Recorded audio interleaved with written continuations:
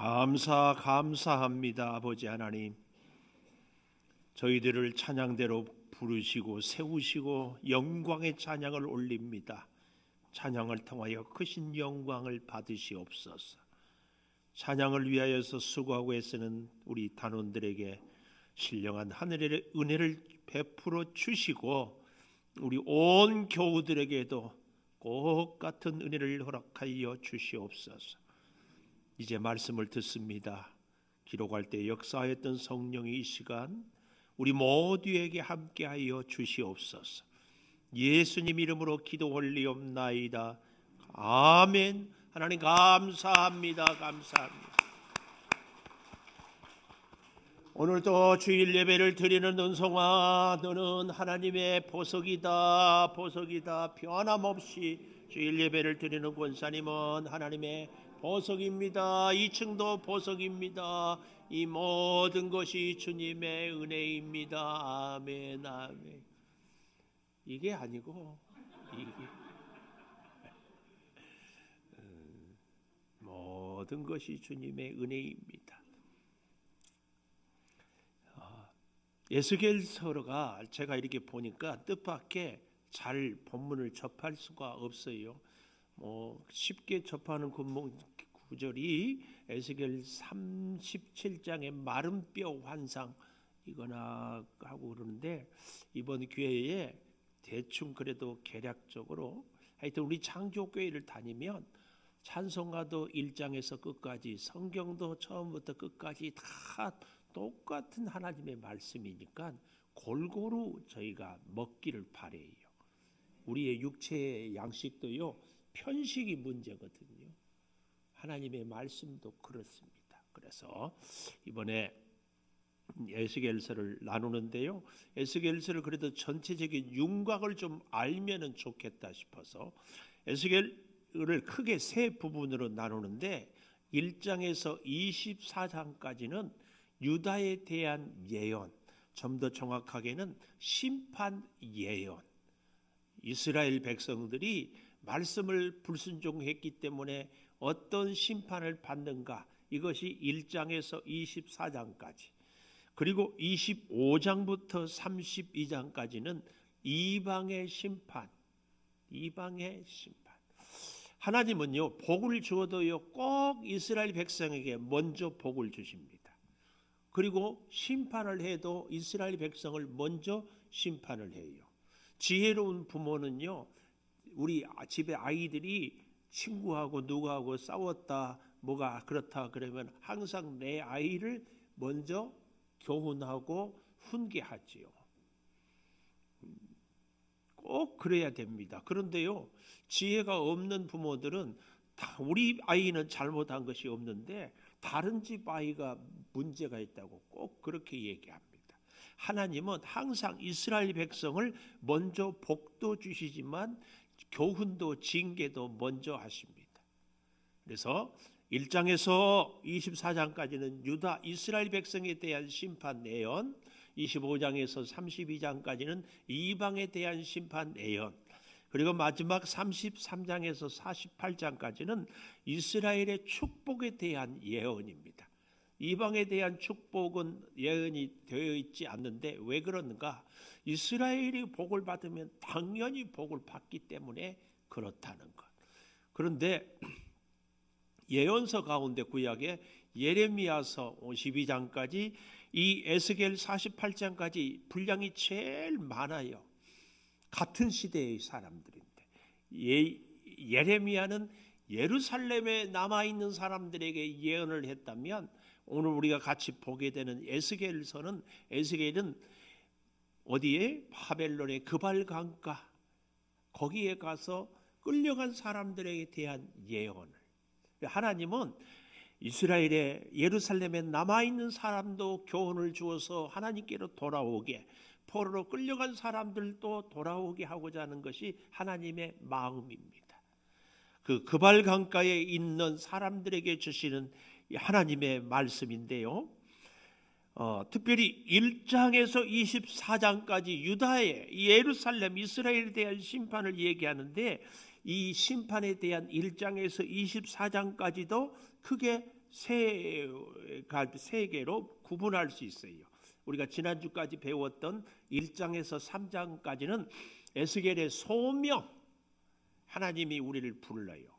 여러분, 우리는요, 인생을 잘 살기 위해서는 세 가지 명예 잘 우리가 깨닫고 살아야 된다. 그 첫째가 하나님이 우리를 향하여서 부르는 소명. 그리고 부를 때는 반드시 우리에게 하나님이 주신 사명이 있다 그랬어요. 사명. 그래서 하나님이 우리를 부르시는 그 소명을 따라 사명을 잘 감당하는 사람은 하나님의 그 놀라운 은혜와 함께 하나님과 동행하며 살아갈 수 있다. 이것을 다른 말로 순명 이렇게도 얘기합니다. 순종하며 살아가는 인생. 자, 그런데요, 1장에서 24장까지는 1장에서 3장까지의 에스겔의 소명, 그리고 오늘 저와 여러분이 나누게 될 4장에서 11장까지는 심판에 대한 이야기고, 12장에서 24장까지는 그 심판의 비유에 대한 이야기다. 이걸 알면 좋겠습니다. 자, 그래서요, 오늘 11장을 잘 알기 위해서는 우선은 에스겔 4장을 우리 한번 좀 펴보십시다.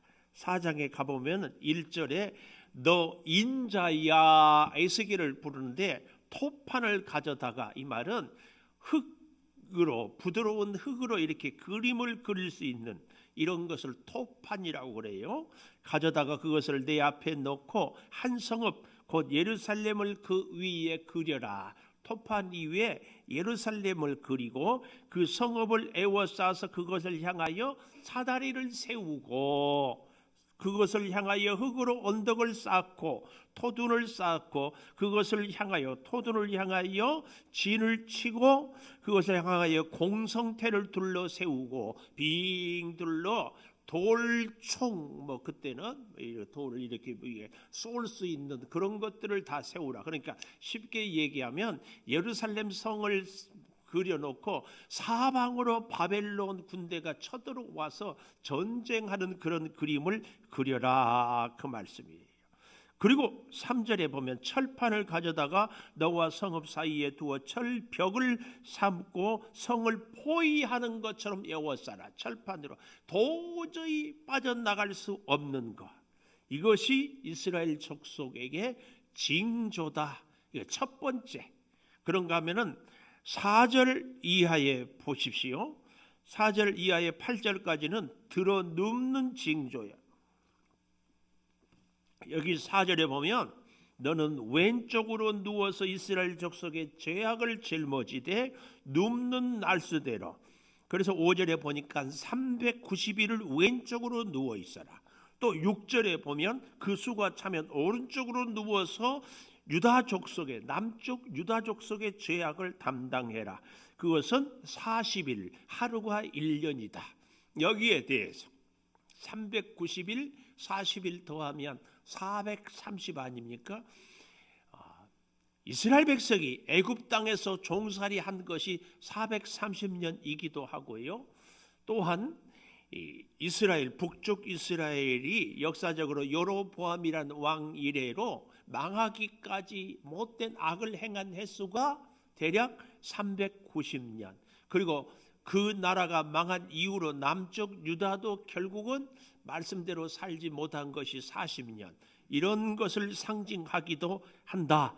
이것을 알 수가 있습니다. 그러니까 토판을 갖다가 성을 그리고 철판을 세우고 사다리를 세우는 것과 함께 하루 390일은 왼쪽으로, 40일은 오른쪽으로 이렇게 누워있는, 물론 24시간 누워있는 것이 아니라 정한 시간에 아마 이 에스겔이 백성들이 보는 앞에서 그대로 누워있다가 또 그 다음날 가서 그대로 누워있지 않을까, 이렇게 우리는 알 수 있습니다.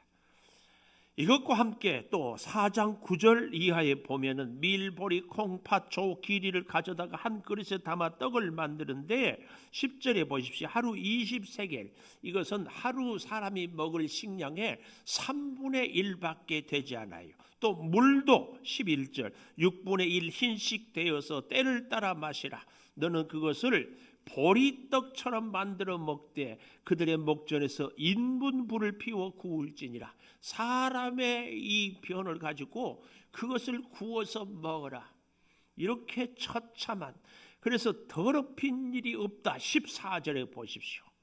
우리는 나는 그렇게 더럽게 살지 못했습니다. 그랬더니 15절에 새똥으로 인분을 대신하기를 허락한다. 그러나 그렇게 비참하게 먹을 것이 없게 힘들게 살 것을 예언하고 있다.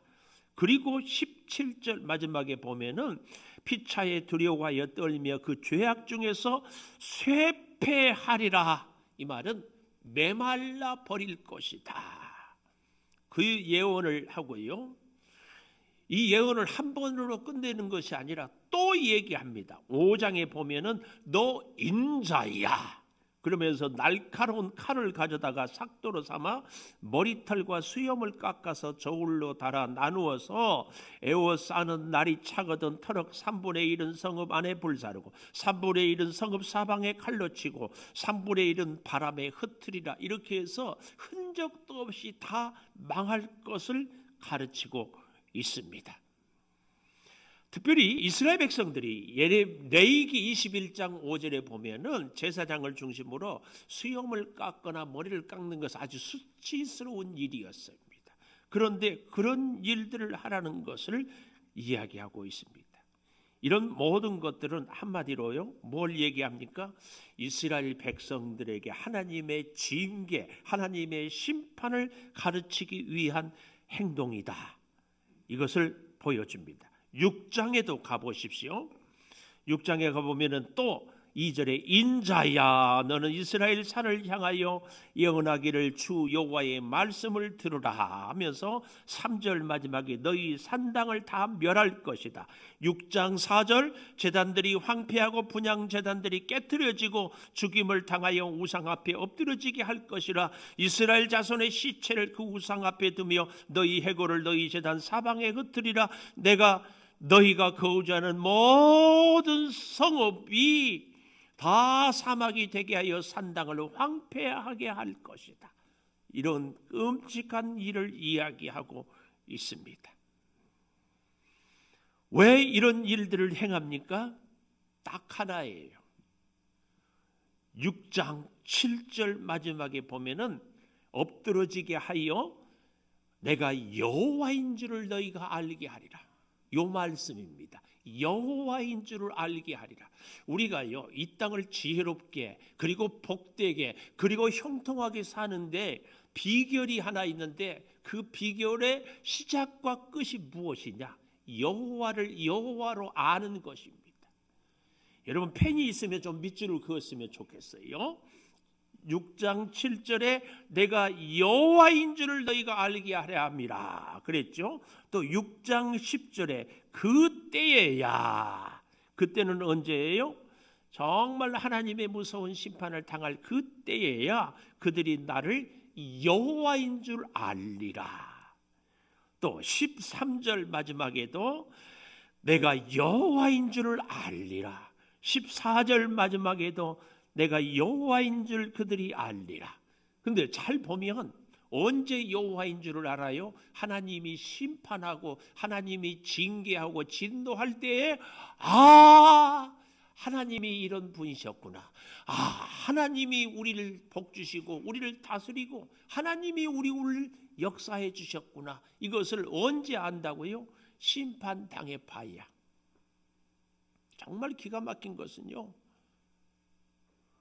2000년 아니 지금 이 에스겔로부터는 대략 한 2700여 년, 최소한 2500년 그 전에나 지금이나 우리가 비슷한 게 뭐예요? 하나님을 언제 알아요? 내가 잘 나갈 때, 내가 건강할 때, 내 일이 잘 될 때 하나님을 알면은 참 좋아요. 그러면은요 하나님이 우리를 더 잘 되게 하고 더 건강하게 하고 더 복을 줘요. 근데 그때는 하나님을 몰라.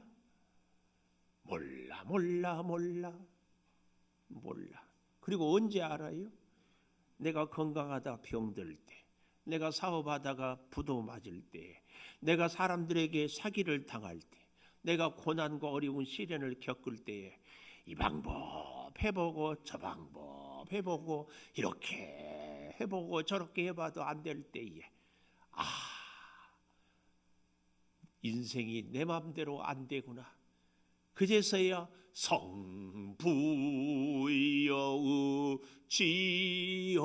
성부여의지옵소서. 그리고 눈물 콧물 빼면서 하나님 앞에 엎드려요. 우리의 인생에요 가장 큰 축복은요 하나님을 여호와를 우리가 제대로 아는 것입니다. 하나님을 하나님으로 아는 것, 이것처럼 큰 복이 없어요. 하나님을 제대로 알면 하나님이 우리와 함께 하죠. 하나님이 우리의 길을 인도해 주시죠. 하나님이 우리의 문제를 해결해 주시죠. 하나님이 우리의 소원을 들어주시죠. 근데 하나님을 모르니까 하나님은 하나님을 알도록 하기 위하여서 눈물도 고난도 시련도 패배도 전쟁도 다 여러분과 저는 우리가 꼭 그런 다짐을 좀 했으면 좋겠어요. 하나님, 일이 잘 될 때 하나님을 더 잘 알겠습니다. 아멘 좀 해요. 하나님, 내가 건강할 때 하나님 제대로 알겠습니다. 사업에 성공할 때 이것은 내 실력이 아니라 내 노력이 아니라 하나님의 은혜입니다. 이걸 좀 알게 해 주십시오. 이게 정말 필요해요. 근데 이걸 모르니까 실패하고 깨지고 빼앗기고 그때예요. 이게요. 그래서 6장에서 지금 7절, 10절, 14절, 13절에 4번이잖아요. 7장도 가보십시오. 7장 4절 마지막에 네 가정한 일이 너희 중에 나타나게 하리니 네 행위대로 너를 벌을하여 내가 여호와인 줄 너희가 알리라. 행위대로 벌을하여 여호와인. 7장 27절에도 가보십시오. 죄악대로 그들을 심판하리니 그때야 내가 여호와인 줄 그들이 알리라. 죄악 심판하리. 오늘 우리가 같이 보았지요. 11장 14절부터 보았는데 에스겔 11장 10절 너희가 칼에 엎드러질 것이라. 전쟁에 패배하고 죽임을 당할 때 내가 이스라엘 병거에서 너희를 심판하리니 너희는 내가 여호와인 줄 알리라. 심판당할 때의 여호와인 줄 알리라. 11절 마지막에도 내가 너희를 이스라엘 변경에서 국경에서 심판하리니 12절 너희는 내가 여호와인 줄 알리라. 여호와인 줄 알리라. 기가 막혀요. 우리는 언제 하나님을 하나님으로 인정하고 알고 계시고 지금까지 살아왔습니까? 바라기는 정말 제가 축복하기는 일이 잘 될 때, 형통할 때, 건강할 때, 기도가 응답될 때에 하나님이 하셨습니다. 하나님이 하셨습니다. 이 고백이 진심으로 있기를 축복합니다.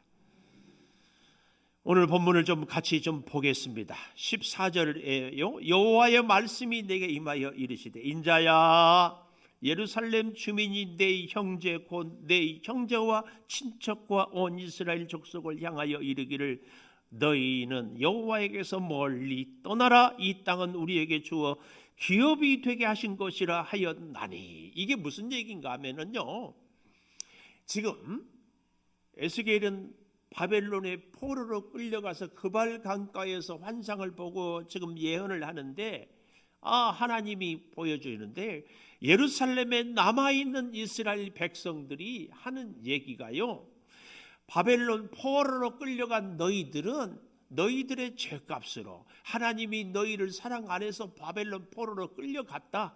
그런데 예루살렘에 남아있는 우리들은 믿음이 좋고 하나님이 우리를 사랑해서 끌려가지 않았다. 그러니 죄 많은 너희들은 예루살렘에 돌아올 생각을 하지 말아라. 그 얘기입니다.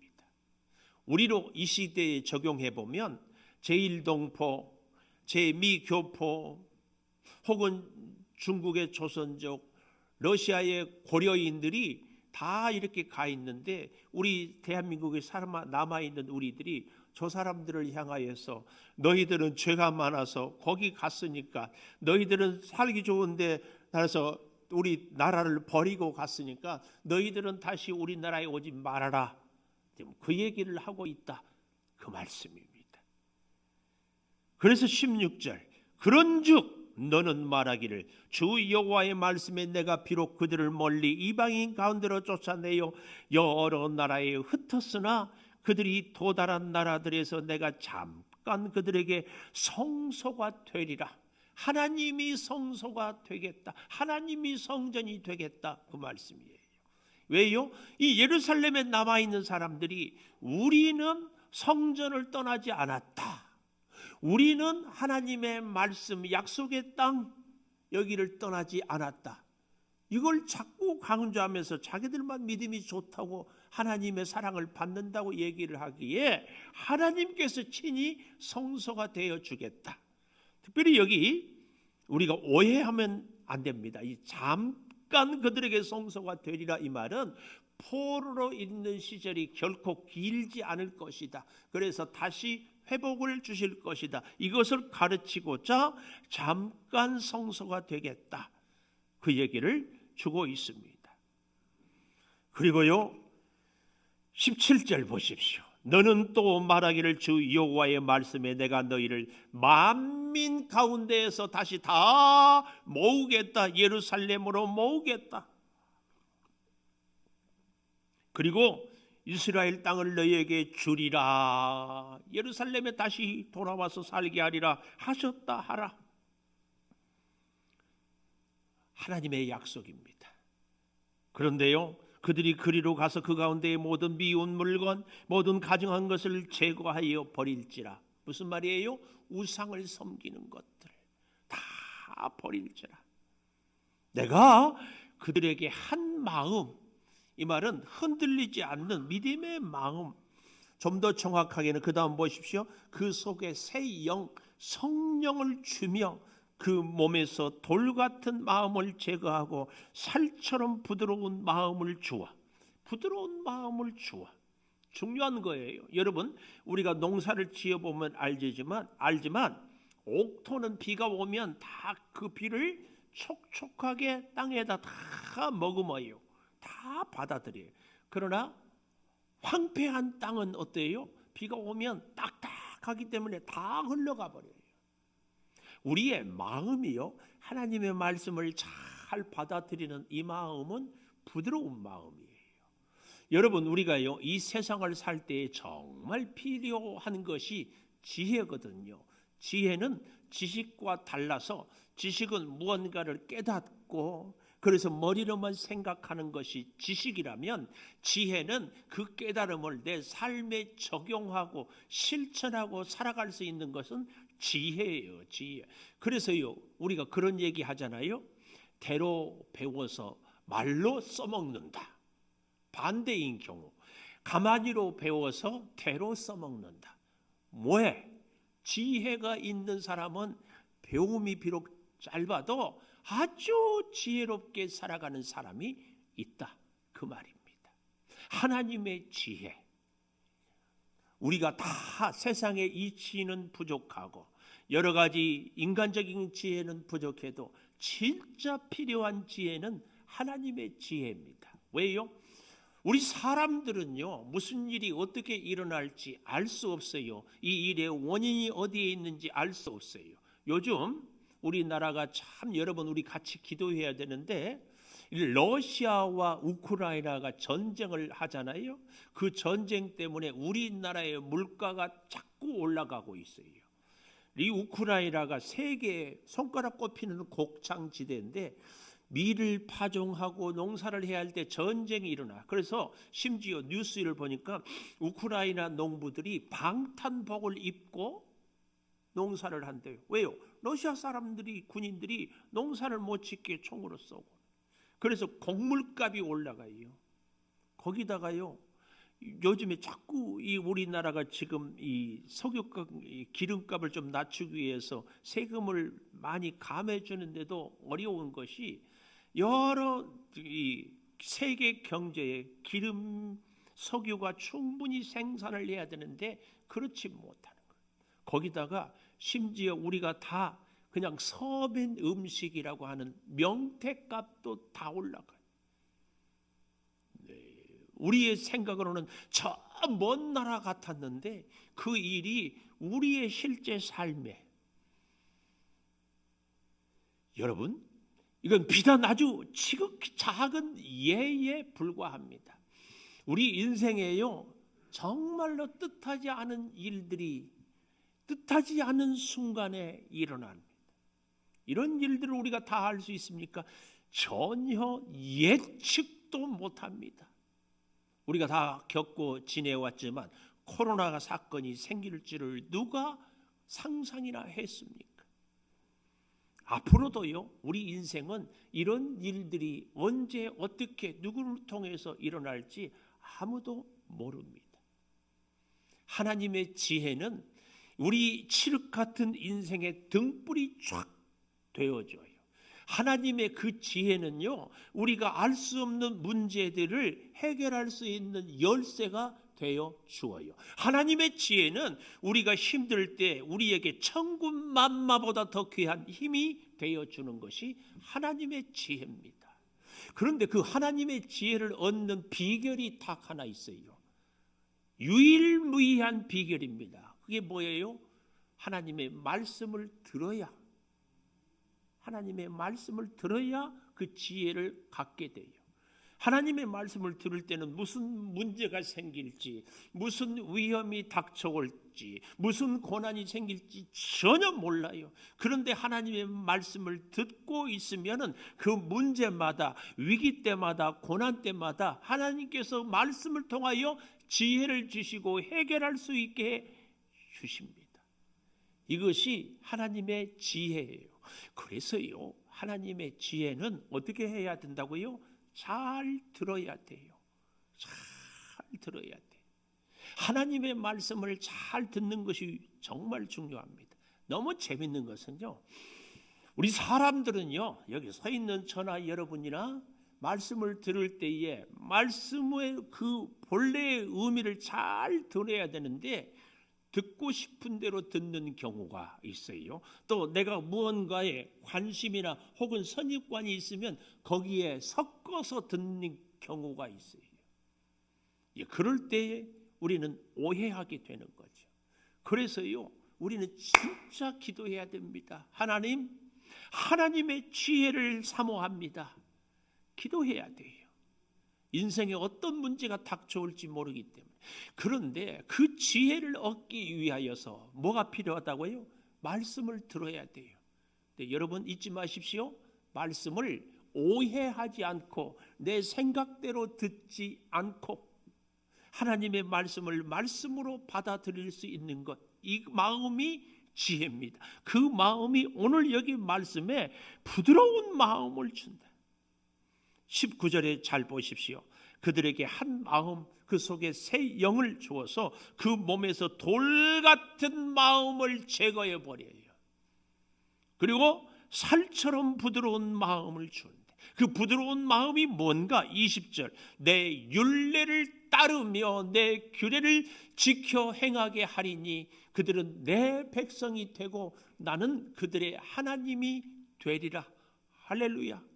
이럴 때에 지혜가 있게 되고 바로 이 마음이 오늘 우리의 어떤 위기 가운데서도 능히 헤쳐나갈 그 능력을 주시는 줄을 믿습니다.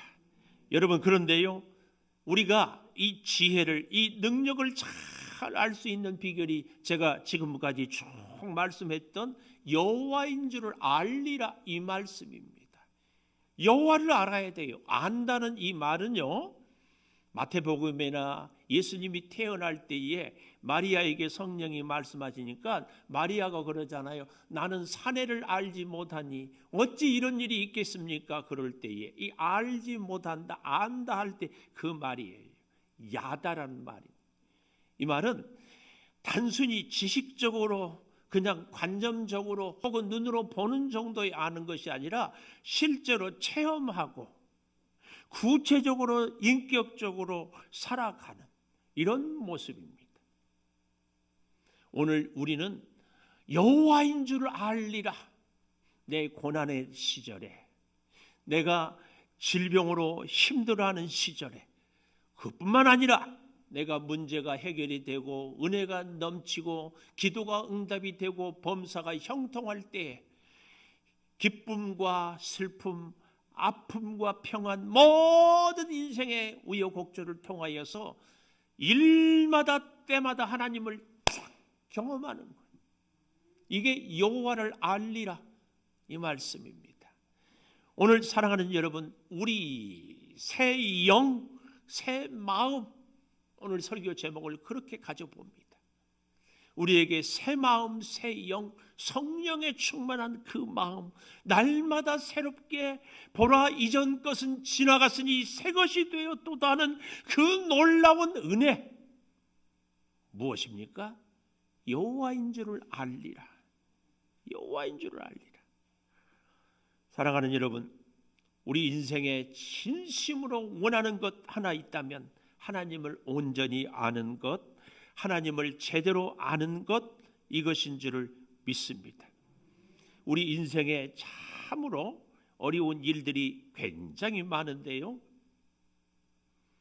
11장 1절에 보십시오. 그때 주의 영이 나를 들어올려 여호와의 전통문 곧 동리한 문에 이르러 보니 25명이 있는데 아수리 아들 야하샤냐 분야의 아들 블라다를 보았으니 그들은 백성의 고관이었다. 높은 지위에 있는 사람들인데요, 그가 내게 이르시되 인자야, 이 사람들은 불의를 품고 이 성중에서 악한 꾀를 꾸미어요. 불의를 품고 악한 꾀를 꾸미는데 그들의 악한 꾀가 뭐냐? 3절, 그들의 말이 집 건축할 때가 가깝지 아니한즉 이 성읍은 가마가 되고 우리는 고기가 된다 하나니 그러므로 인자야 너는 그들을 쳐서 예언하고 예언할지니라.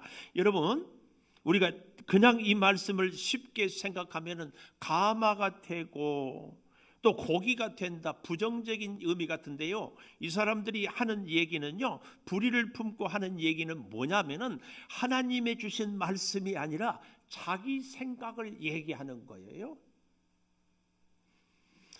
여기 이 가마가 된다, 이 말은 가마솥을 얘기합니다. 가마솥. 가마솥 안에 뭘 딱 넣어놓으면은 비가 오나 바람이 부나 바깥에서 뭐 하나 거기 쏟아는 완전히 안전합니다. 그리고 이 고기가 된다, 이 말은요, 이스라엘 백성들이 고기 중에서 특별히 우리로 말하면 뭐 안심, 등심 뭐 이런 고기 있잖아요. 좋은 고기들은 삶아서 먹고 수준이 질이 조금 떨어지면 구워서 먹어요. 그러니까 솥 안에, 가마솥 안에 있는 고기가 된다, 그 말은 정말로 우리는 좋은 조건에서 아주 평안하게 살 수 있는 그런다, 그 얘기입니다. 이것을 이 시대에 우리에게 적용해 보면 대한민국은 앞으로 이렇게 될 것입니다. 뭐잖아? 10년이 되기 전에 우리 대한민국은 중국보다 더 힘이 강하고 일본보다 더 잘 살고 미국보다 더 큰 힘을, 우리나라는 그래서 세계 최고 인류 국가가 될 것입니다. 핵무기도 우리가 제일 잘 개발할 것이고 어떤 문화나 과학도 세종대왕 때 이미 거북선을 만든 민족이 우리 대한민국입니다. 앞으로 저 북한도 우리가 통일해서 세계의 최강대국이 됩니다. 아멘 나오죠? 아멘. 지금 그 얘기입니다. 그런데 문제는 이 얘기가 하나님이 주신 말씀이 아니라 거짓 선지자들이 하는 말이에요. 그런데 이런 얘기를 하면은요, 하는 저도 좋고 듣는 여러분도 다 좋아요. 속지 마십시오.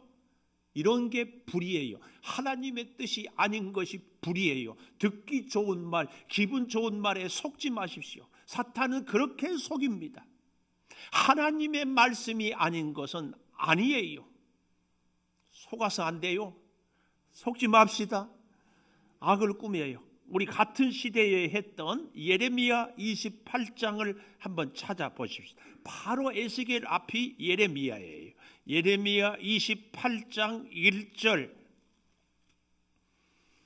그해 곧 유다 왕 시드기야가 다스리기 시작한 지 4년 다섯째 달 기브온 앗술의 아들 선지자 하냐냐가 여호와의 성전에서 제사장들과 모든 백성이 보는 앞에서 내게 말하여 이르되, 에스겔은 그발 강가에, 지금 예레미야는 여기서 얘기하는데 그때의 거짓 선지자의 이 하냐냐가 2절이에요. 만군의 여호와 이스라엘의 하나님이 이같이 일러 말씀하시기를, 내가 바벨론 왕의 멍에를 꺾었느니라. 바벨론으로부터 이스라엘을 자유하게 했겠다. 내가 바벨론 왕 느부갓네살이 이곳으로 세서 빼앗아 바벨론으로 옮겨간 여호와의 성전 모든 기구를 2년 안에 다시 이곳으로 되돌려 오리라. 얼마나 힘이 나고 좋아요. 기분이 좋고, 이야 좋다, 훌륭하다, 그러지 않았겠어요? 훌륭하다. 또 4절 보십시오.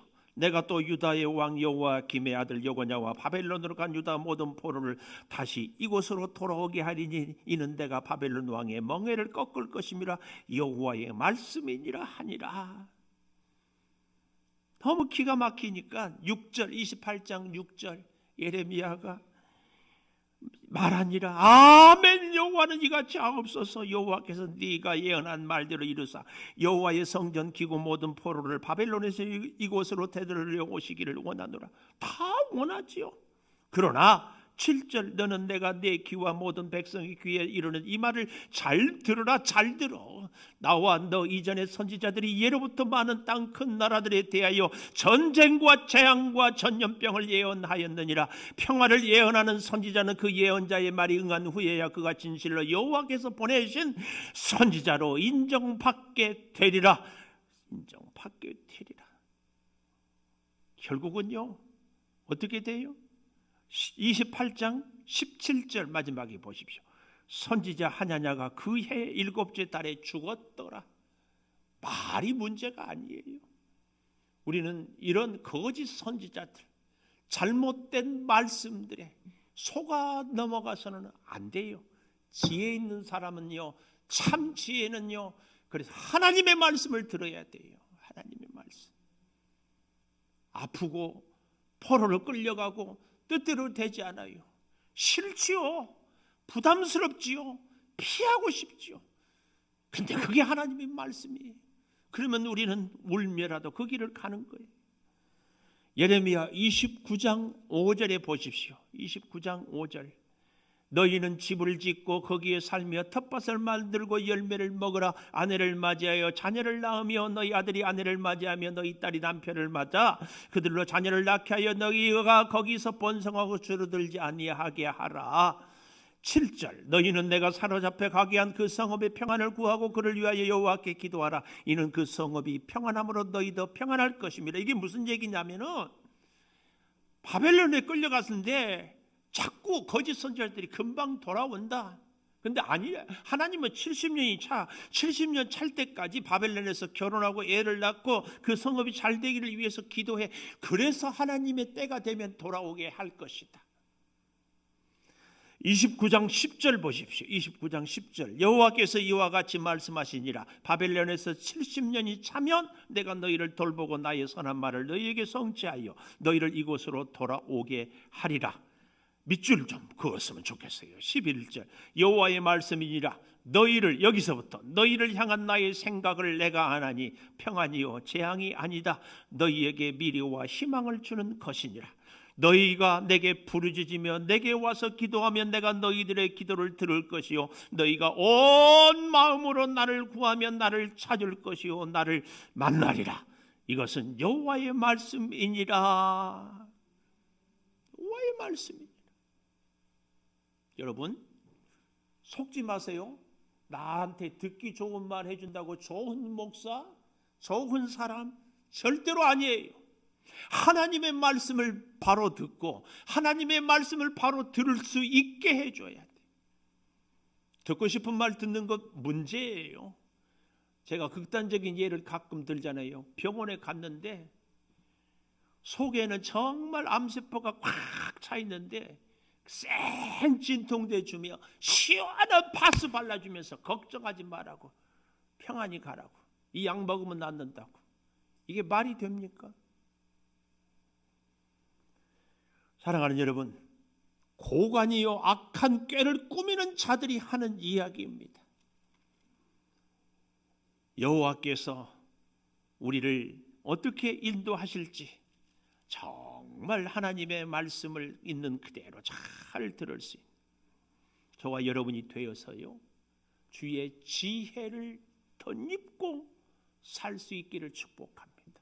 저는 오늘 저와 여러분이 다른 것 다 잊어버려도 하나 기억했으면 좋겠어요. 하나님 여호와를 제대로 알게 해 주십시오. 여호와를 제대로 만나게 해 주십시오. 여호와의 말씀을 바로 듣게 해 주십시오.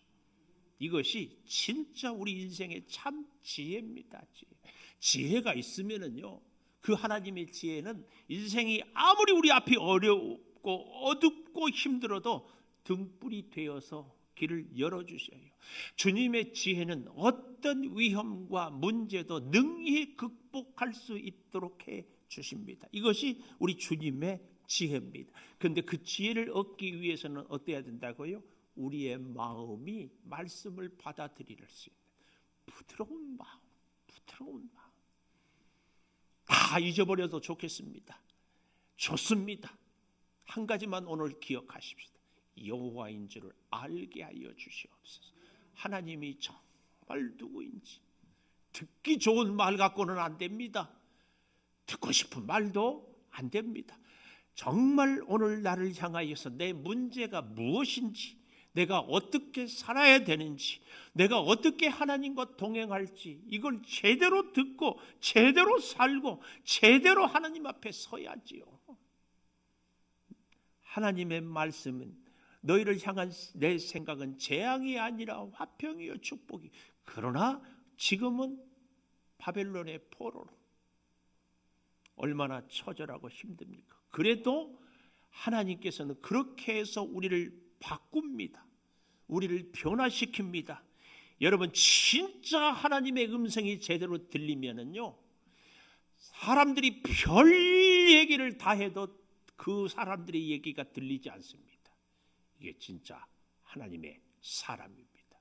주변의 환경이 아무리 요동을 쳐도 하나님의 음성이, 하나님의 인도하심이, 하나님의 등불이 우리를 확실히 이끌어 주실 줄을 믿습니다. 이 하나님의 역사와 사랑이 이 말씀을 붙잡고 여호와인 줄을 알리라 하는 이 새 영과 새 마음이 늘 우리 가운데 차고 넘치는 그런 은혜가 있기를 축원합니다.